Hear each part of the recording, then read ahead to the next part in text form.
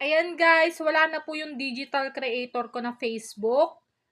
Inano ko na po siya, tinanggal, dinilit ko na po yung digital creator ko. Baka magtaka po kayo na wala na po yung Facebook na yon dahil hindi ko na po talaga kayang mag-create ng reels doon. Medyo sobrang daming pinapagawa ni Lolo Mets.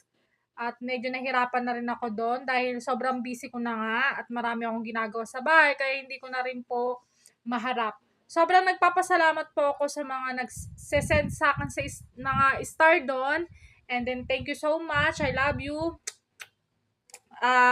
Hindi na nga ako talaga nakabawi dahil nga ang dami ko rin pinagkakagastusan at ang dami ko rin bibilhin na ngayon school supplies para sa mga anak ko. So, ayun guys. Baka kasi magtaka yung iba kung bakit wala na akong digital creator. So, wala na po talaga yon. At saka, private ko na po ang aking Facebook dahil may ilan din po kasi doon nakita ko na may gawa account tapos pinalo ako. And then, kilala ko kung sino yon.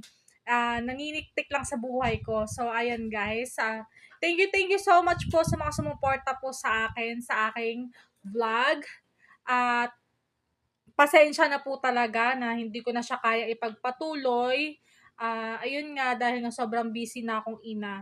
Lalo na ngayon, dalawa na yung pag-aaralin ko. Ayan guys, okay. Baka kasi ma-issue na naman ako at bakit ako bigla nawala sa digital creators. So ayan, sinabi ko na. Thank you.